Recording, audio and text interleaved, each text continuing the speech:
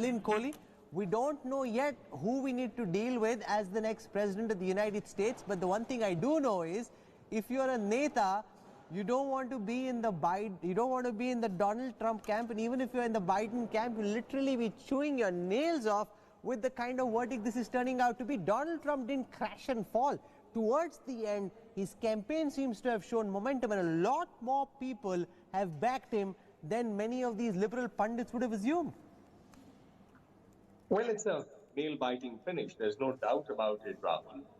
And for all of us who be results through the day, it's certainly fascinating to see that how far apart it is from the kind of projections we were reading in the media.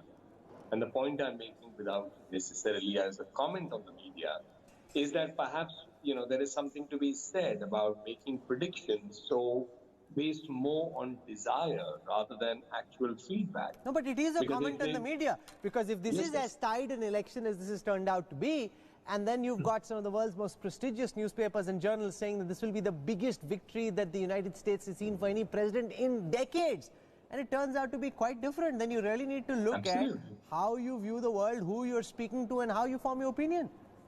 So therefore, that's the lesson which I think in India we are quite kind of used to it, and particularly in the BJP, because often we need to deal with what is a view rather than anything. We've seen that happen in the 19 election. We've seen that happen in the 14 election. So I think a lesson that is there perhaps is that one must leave it to the discretion of the voter. If one is to make a prediction, it should be based on a sound cepological, complete model, rather than just on what one desires. What one desires can also be reported, but it has to be on the news page. It cannot be in terms of, if you're looking at it from the news perspective. So that's one part of it. The second, of course, is fascinating in terms of how narrow the lead is. Rahul, I was watching your program a short while ago before I came on. But, you've had states where you have less than 1%, 0.7, 0.6. Now, that's so narrow that it could actually come down to the last few votes.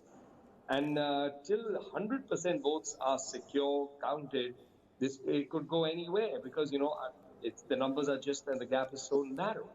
So I think it's a fascinating election. We'll have to wait for the result. Of course, there's a lot of politics in this election too, which we've seen in terms of the statements that are emanating from both sides. But that's the other story. The end of the day is that the vote itself is a very tight vote and a very tight election.